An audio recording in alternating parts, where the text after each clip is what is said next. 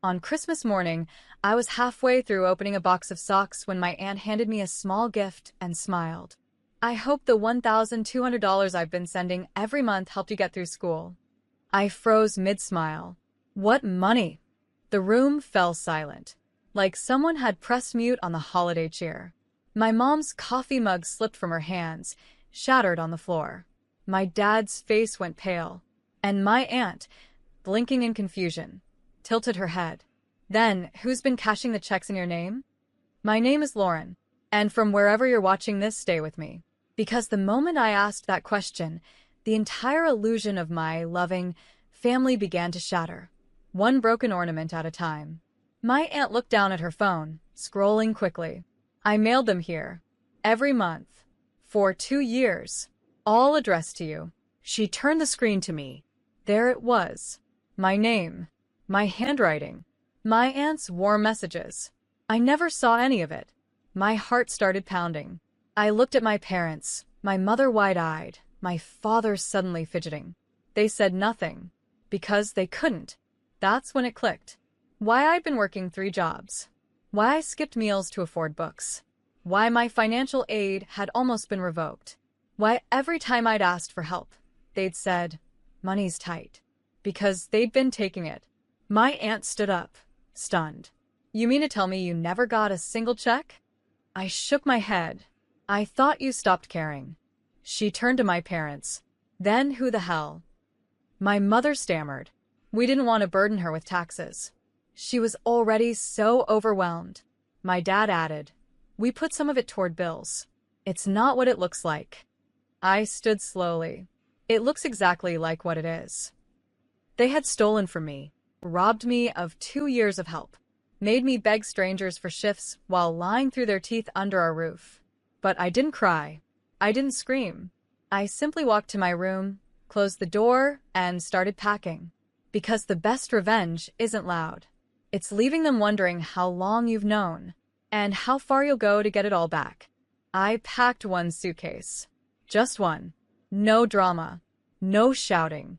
Just folded clothes, my laptop, and the last remnants of trust they hadn't already spent. Downstairs, I could hear them scrambling. My mom whispering harshly, my dad pacing like the floor would tell him what to do. I walked down with my coat on and my bag over my shoulder. My aunt stood in the middle of the room, arms crossed, her face unreadable. She turned to me. Where are you going? Somewhere they can't touch me. She didn't hesitate. I'll drive. My mom reached out as I passed. Lauren, please. It wasn't like that. We used the money for the family. I stopped, turned to her slowly. I am family. And then I looked at my dad. Were the vacations worth it? The new furniture? The lies? He didn't answer. Couldn't. Because the truth was written all over the receipts my aunt started digging up. See, she was smart. Meticulous. Each check was trackable. Each one signed and cashed. But never by me. And the signature? Not even close to mine. We went straight to the bank. The manager pulled up the images on the screen. My name forged. Every single month. The room spun. All that time, I thought I wasn't enough to be helped. But I was just stolen from. My aunt turned to me and said, "You're filing a report. Right now." And for once, I didn't hesitate. Because this wasn't a mistake. This wasn't miscommunication. This was fraud. By my own parents. By people who tucked me in at night while robbing me blind. That night, I didn't sleep at her house. I planned. Every login. Every email. Every document I needed to freeze the accounts they used under my name. And as I clicked submit on the fraud report, I whispered to myself, you built a life off my struggle. Now watch me rebuild one without you in it. The bank called 2 days later. Their tone had changed. What started as routine verification was now formal investigation. Apparently, the signature wasn't just mismatched, it was sloppily forged. And the account the checks were being deposited into? Joint. Under my father's name. With my mother as a cosigner. They didn't even try to hide it. Just tucked my future under their mattress and spent it like a bonus. The fraud team said I'd need to confirm everything in writing. So I did. I wrote every detail, dates, the money I was owed, even the mental toll it took. Then I sent one more message. To my parents. A single email. The bank is aware. The authorities are next. I'm pressing charges unless I get back every cent with interest. No, dear Mom. No love, Lauren. Just truth. They didn't reply. But I knew they read it.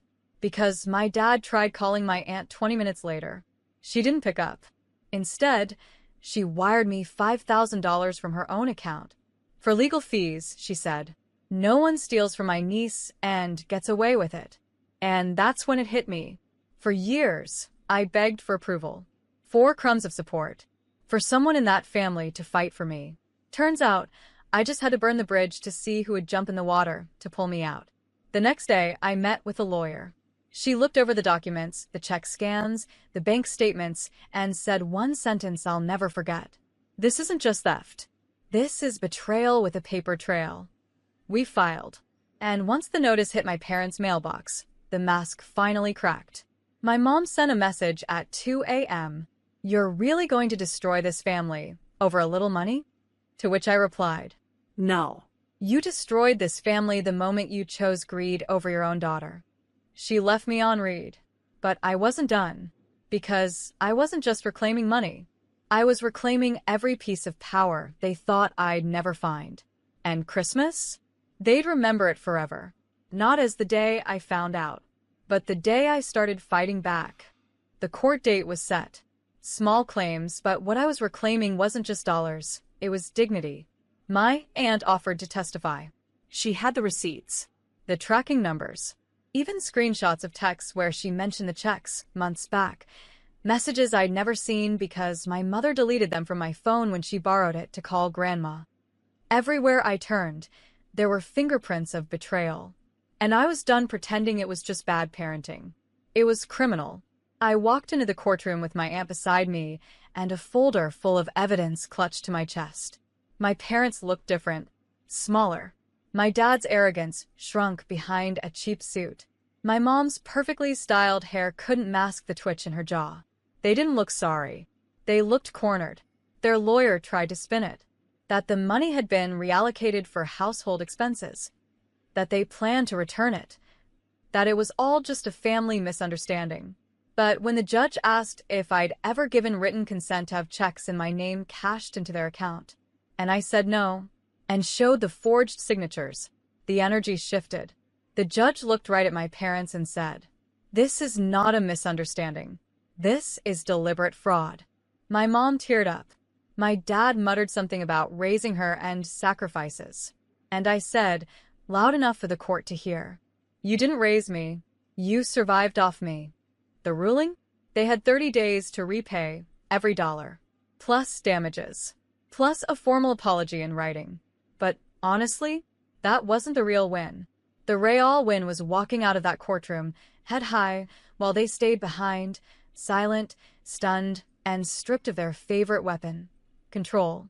And as we walked to the car, my aunt looked at me and said, "You didn't just win. You broke the cycle." I looked at the sky, exhaled, and whispered, "They used my name to fund their lives. I'll use their betrayal to build mine." News spread fast, like it always does when a scandal is family-shaped. By New Year's, every relative had an opinion.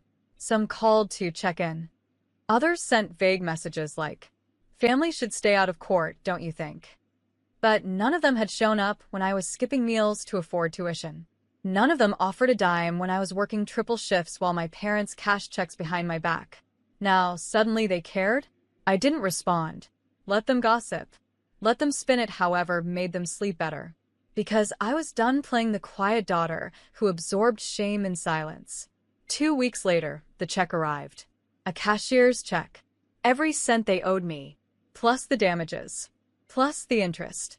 Plus the written apology, signed by both of them. Probably court-mandated, but still.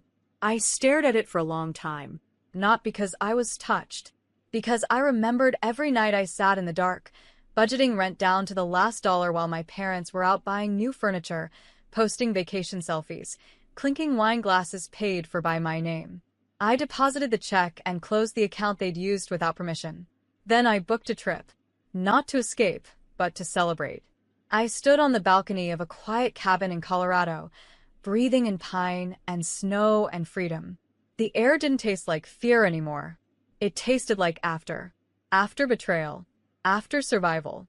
After reclaiming every piece of my identity they tried to cash in on. I posted one photo. Just me, wrapped in a blanket, holding a mug with one visible phrase. Paid in full. No tags. No captions. But I know they saw it.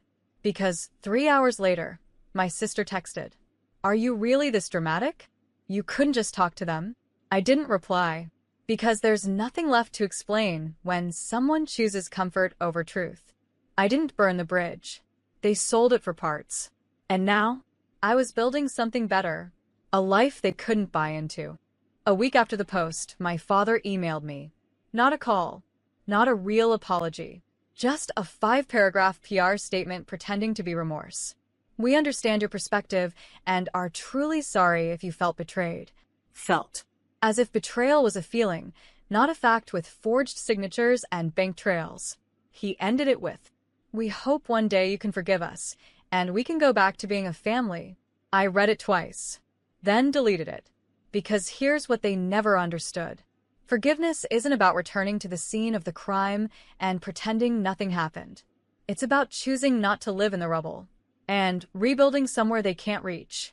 My aunt saw the email too. He'd CC'd her. She texted me 2 words. "Don't fold." And I didn't. Instead, I signed a lease on a new workspace for the nonprofit I'd been dreaming about since college. A scholarship fund for students like me. Ones who worked 2 jobs and still came home to empty fridges. Ones who were lied to, used, abandoned by the very people who were supposed to protect them. I named it the Lauren Fund. Bold, maybe. But I wasn't hiding anymore. And when the press release went out, a journalist reached out. Wanted to do a story on how betrayal built a legacy. I said yes. Not for attention. For impact. The article dropped 2 days later. Front page of the weekend section. Stolen support. Earn justice. One woman's fight to reclaim her name and help others do the same. Within 24 hours, my parents' phones were blowing up. The sympathy they tried to gather? Gone. The narrative they tried to twist? Unraveled. They went silent again. But I wasn't watching. I was too busy answering emails from students who finally felt seen. One message stood out. "I thought something was wrong with me. Thank you for showing me it's not weakness to walk away." And that's when I realized my revenge wasn't just winning in court. It was becoming someone they'd never be strong enough to raise. The donations started small. $25 here, $100 there. Then an alum from my old college, someone I barely remembered from class, sent $10,000 with a note. "Your story reminded me of my sister. She never made it out. You did. Keep going." I sat at my desk and cried. Not because I was sad. Because it finally made sense. All the nights I ate $8 ramen. All the textbooks I couldn't afford. All the moments I questioned my worth while my parents lived comfortably off the money meant to save me. They weren't just pain. They were foundation. Pain, stacked brick by brick into something no one could tear down again. And just like that, the Lauren Fund went viral. Students wrote from community colleges, trade schools, Ivy Leagues. Stories that sounded too much like mine to be coincidence. My parents tried to spin the narrative. They posted a photo together on Facebook, smiling, holding hands, captioned, "Forgiveness and family first. We all make mistakes." The comments were brutal. "Mistake? You stole your daughter's future. You didn't raise her. You robbed her." They took it down within the hour. I didn't have to say a word. The world did it for me. And while they spiraled, I flourished. I gave my first keynote at a youth conference. Spoke to a room full of teenagers who thought struggle made them small. I told them, struggle sharpens. Betrayal breaks the shell. But rebuilding? That's where power lives. I didn't need to mention my parents. But they were there, in every sentence. Every truth they once buried under guilt and gaslighting, I now spoke aloud, without shame. After the talk, a girl hugged me and whispered, I thought maybe I was crazy, but you proved I'm not alone. That's when I knew I wasn't just healing for me. I was healing for us. Every daughter who was told she was too sensitive, too dramatic, too much of a burden to believe. The truth? I was never too much. They were just never enough. It happened quietly. A letter in my mailbox, no return address, just my name in my mother's handwriting. I stared at it for a while. I didn't open it out of curiosity. I opened it because I already knew how it would end. Inside were 2 pages. The first was an apology, if you could call it that. We never meant to hurt you. We were struggling too. We thought you'd understand when you were older. The same old gaslight, dressed in nicer words. But the second page? That was different. A check. For $1. Memo line. What's left? I laughed. Out loud. Alone. Not because it was funny. Because it was perfect. After stealing thousands. After lying to my face. After years of treating me like background noise, they still thought they had the last word. But the truth? They gave me everything. Every betrayal was a blueprint. Every stolen check was a spark. Every time they made me feel small, I quietly built something unstoppable. I framed the check, hung it in my office, right beside the first full scholarship we awarded through the Lauren Fund. Not as a reminder of what they did, but of what I survived. And now, I don't wait for apologies. I don't flinch at silence. I don't shrink for love that only shows up when it wants to be forgiven without accountability. I live, loudly, freely, fully, surrounded by people who don't just clap when I win. They show up when I struggle. My parents? They became a cautionary tale. The price of betrayal is steep, but the cost of underestimating me? Permanent. So this Christmas, I sat beside a tree again. But this time, I handed someone else a gift. A check. With their names spelled right. And love that couldn't be forged. And when they asked, why me? I smiled and said, because someone once tried to steal my future, and now I help others reclaim theirs. Let them tell their story however they want. This one is mine.